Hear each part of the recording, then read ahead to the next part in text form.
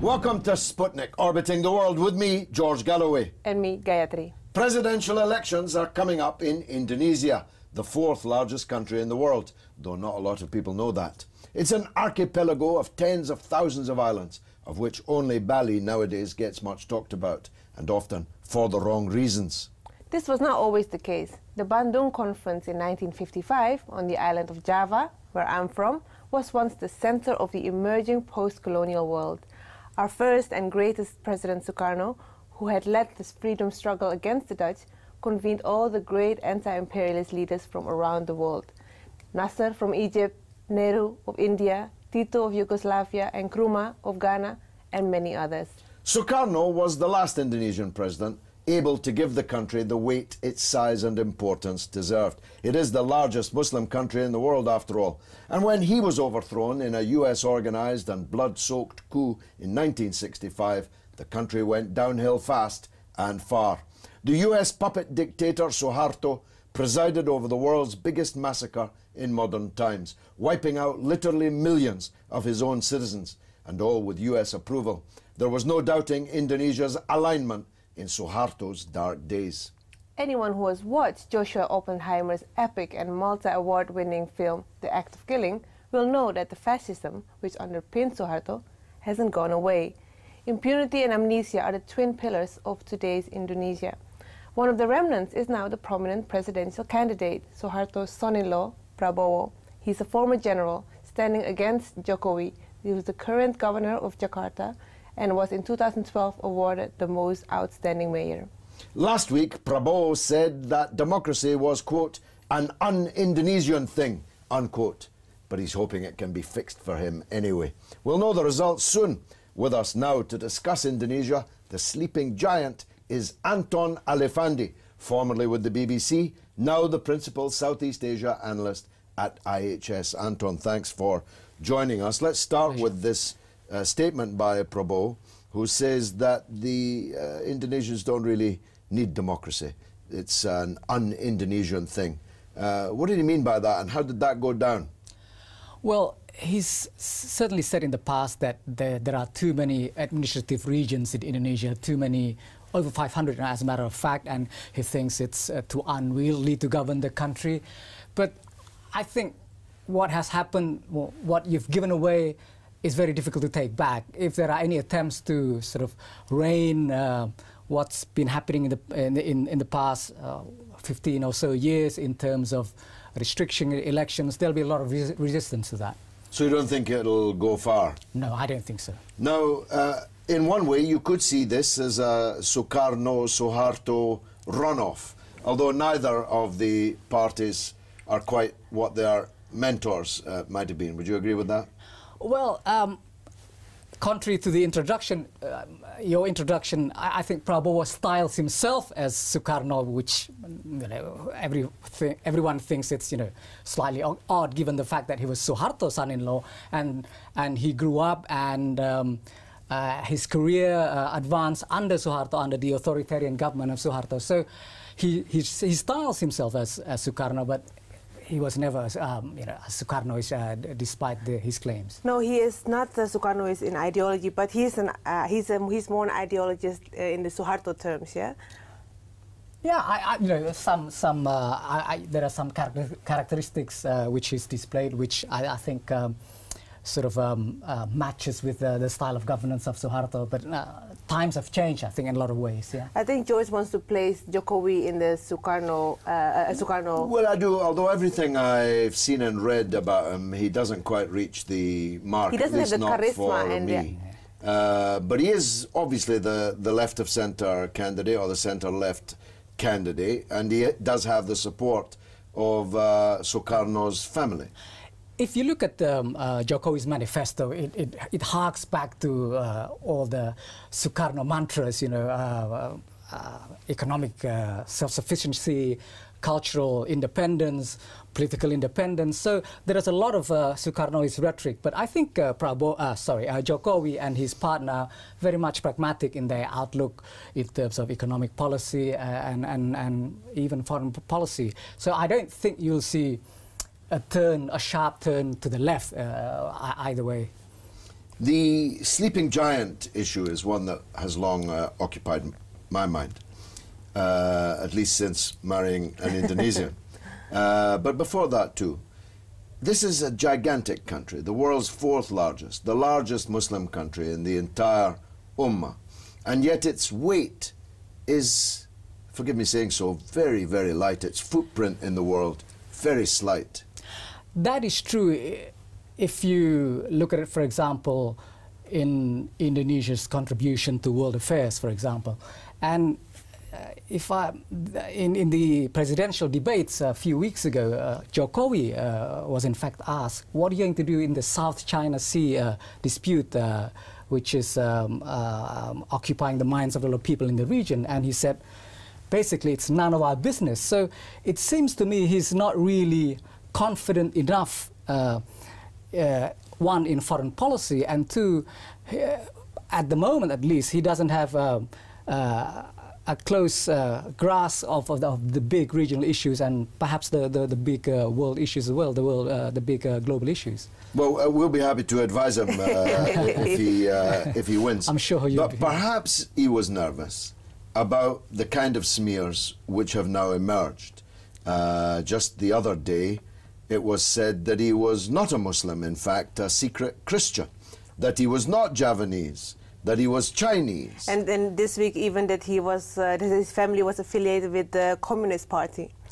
Yeah, it's certainly the most bad-tempered and acrimonious campaign in Indonesia's history, at least since the Suharto days. So I think a lot of people are taken aback, and the attacks on his religious background, I think it's along the same lines as when Obama was wrongly described as Muslim and Arab. So it's very similar in that sense. He looks a bit similar to Obama. Yeah, he does look Obama. like him. Is there Jokowi? Yes, maybe there is a sort of an African subliminal touch there. Yeah. But it's still a mystery to me, albeit that Suharto was, from my perspective, just a brute dictator. Indonesia is exceedingly rich, exceedingly large, exceedingly populous, and yet most people have kind of forgotten that it exists. Yeah. Malaysia, which is tiny by comparison, has a big footprint in the world. Yeah, Malaysia certainly has a high profile, and some Malaysian companies like Petronas are global companies. But if you look at the GDP figures, for example, the latest figure by the World Bank, Indonesia is now in the 9th or the 10th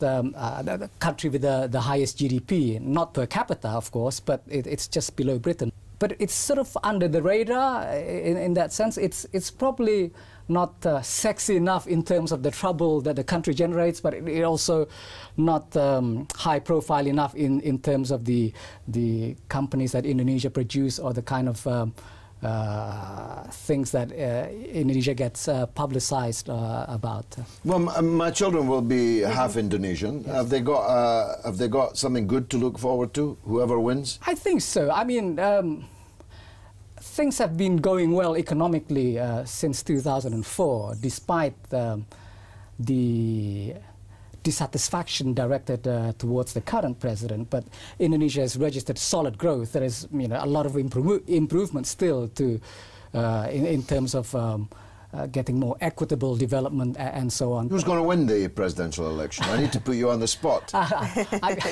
We don't do polls, but certainly the momentum is with Prabowo. I think the campaign is much more focused. They have much more money. Perhaps from his side, but also I think it's better focused. While on the other hand, the Jokowi campaign is much more of a scattergun with a lot of people directing it. And what is also exciting for me is that I've never seen Indonesians so engaged in the elections, for good or bad. If you follow social media, it's just that, you know, there is no middle ground there. You're either, well, for a lot of people, there's no middle ground. Yeah. You're either for Prabowo, who is seen by a lot of people as decisive and firm, and Jokowi, who's seen as very close to the people and has the interests of the people at heart. Isn't it the case that this is the first real election that there has been? It's the first election in which a real political choice could be made. If you compare it with, for example, with 5 years ago, it was a three-way race, and Yudhoyono won 60% of the vote against two other pairings. Now it's, I don't know, it might not be George W. Bush, Al Gore close, but it's certainly going to be close. Yeah. And will it be fair? Can we trust the people I think so, in largely. the bureaucracy to count the votes fairly? Well, there have been accusations, particularly from the Jokowi camp, that Prabowo has used his old military contacts and local governments of directing their voters towards his side. But I think you have to also bear in mind that most voters in Indonesia are stupid. They might take the money from whatever side, you know, gives out these little presents, but they'll vote mostly, I think, at their own accord. Yeah. Anton Alefandi, we'll watch the result closely here on the Sputnik. Thank you very much.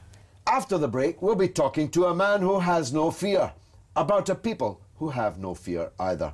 We'll be right back.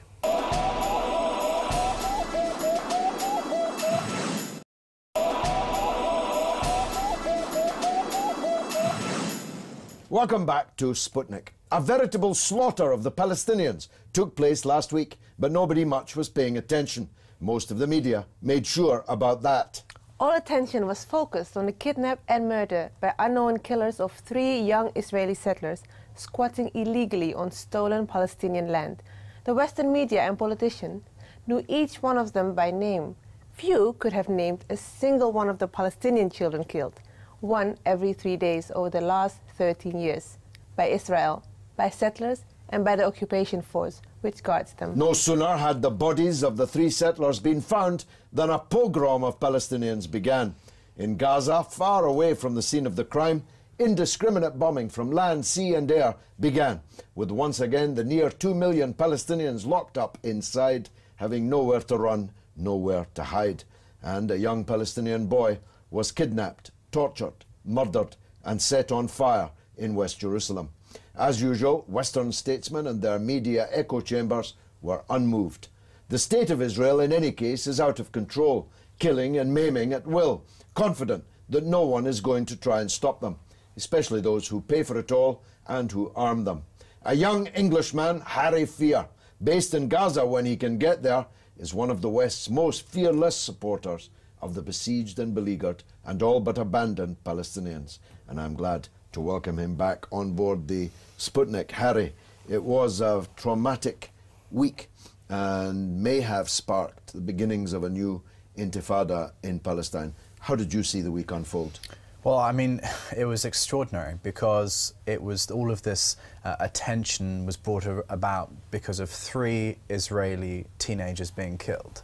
But empirically, 3 Israeli teenagers is nothing in the context of this conflict, but suddenly the conflict has the world's attention, massive international headlines and etc. The fact that almost 10 or over 10 Palestinian youths were killed in the same period is of no relevance to anyone. No one knows any of their names. No one knows any of their names. And no one, it's like no one cares. Personally, I don't blame the journalists. I blame the editors because they frame how everything is produced. And really, it's about the fact that Israel has all of the power. It has all of the military power, it has all of the diplomatic power here. The Palestinians have practically no power under occupation.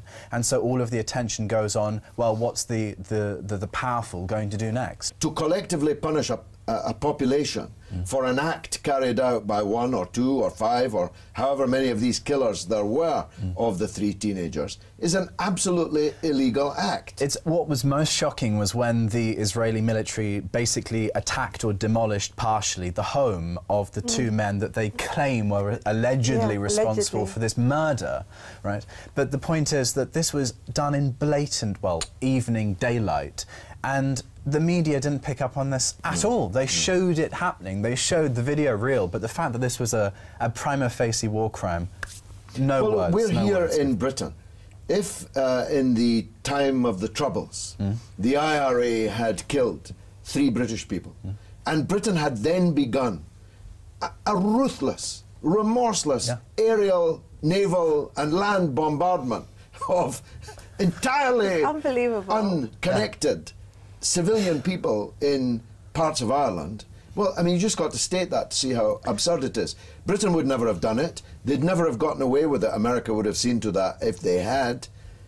Why is Israel allowed to do it? Well, it's just unbelievable. I mean, Israel, the way Israel has treated this incident, if that's what you want to call it, is basically to treat it like it's kind of a war crime, the kidnapping of these 3 Israelis. The Palestinians, any Palestinian, any Arab is basically susceptible to be treated like a prisoner of war or treated like basically an animal. And so, if you just imagine another analogy, imagine that 3 American youths are kidnapped in the USA. Imagine that the police and the FBI or whatever go through literally hundreds of people's homes, ransacking them all, just to look for these 3 kidnapped youths. I mean, it's just unimaginable.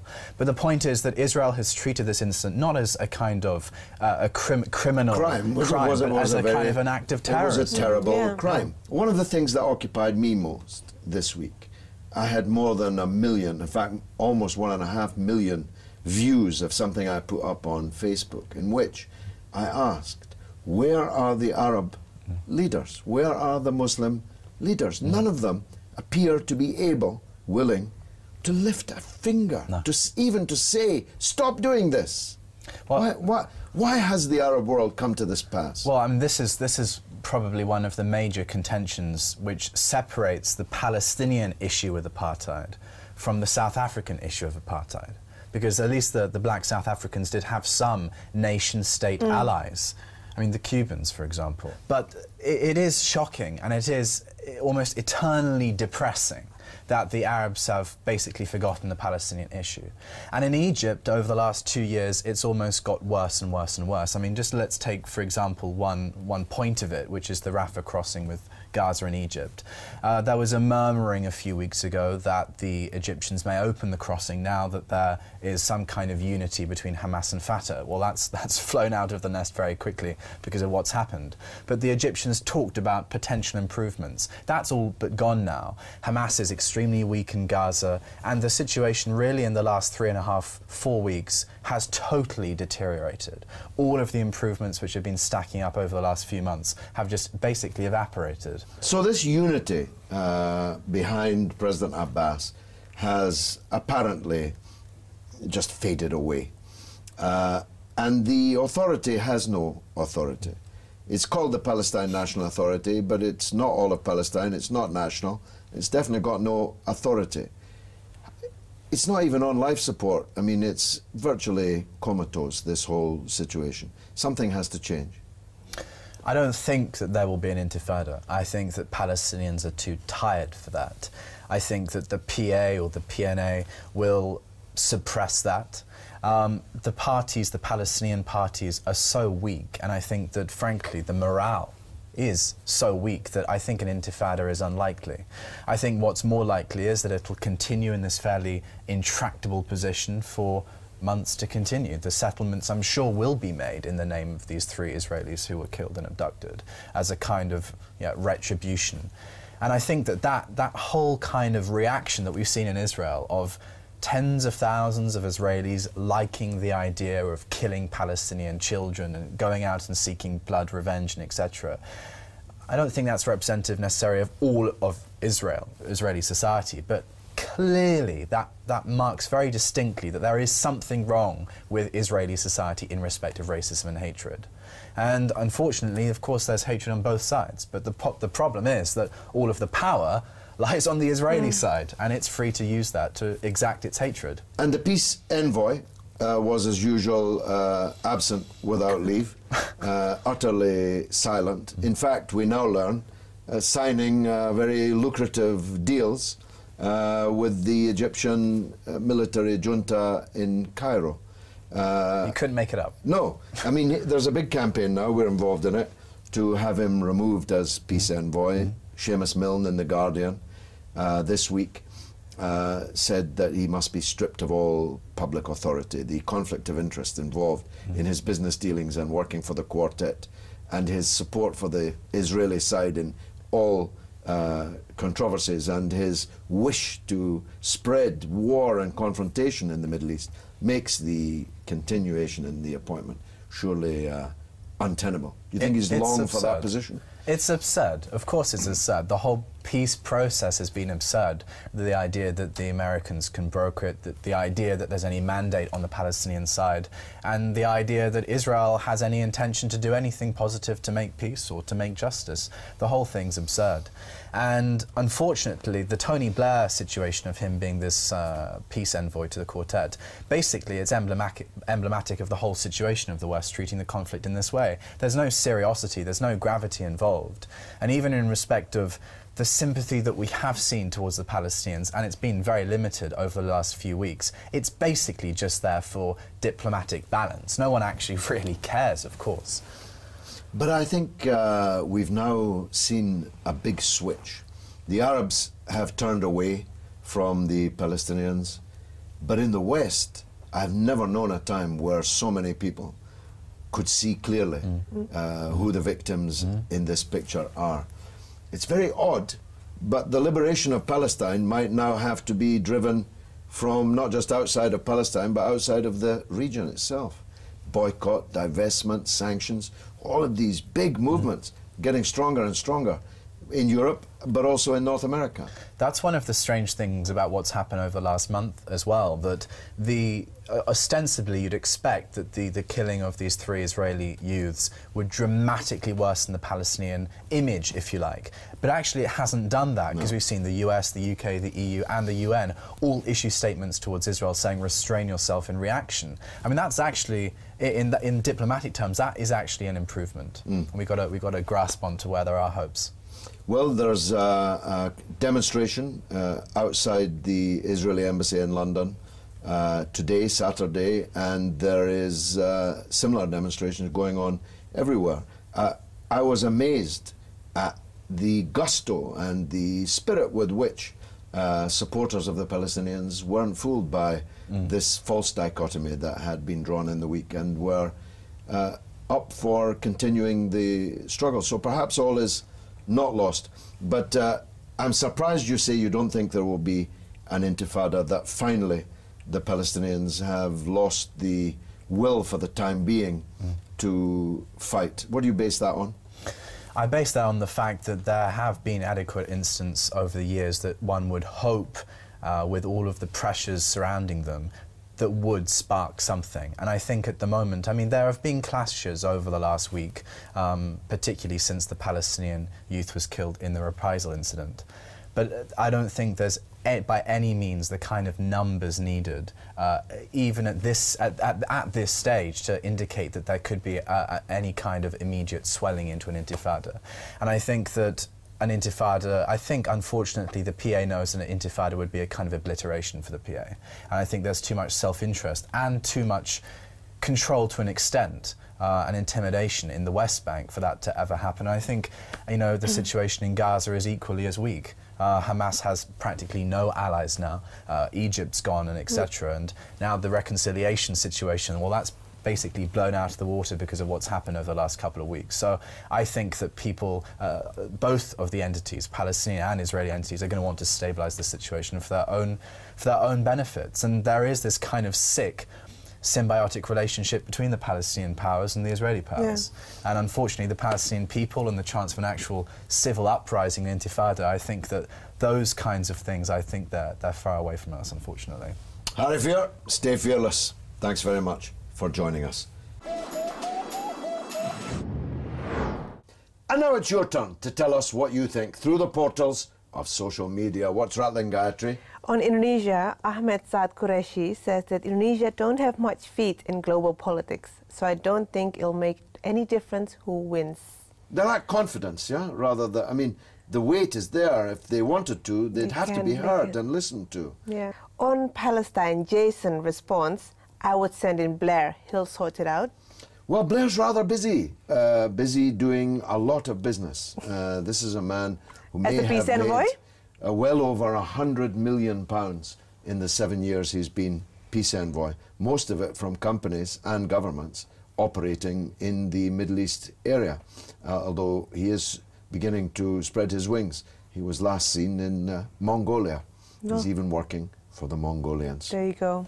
Well, that's it for this week. Which unfortunately means that's all we've got time for. Do please keep in touch with us on Twitter at @RT_Sputnik, and on Facebook you can like us on Sputnik on Russia Today.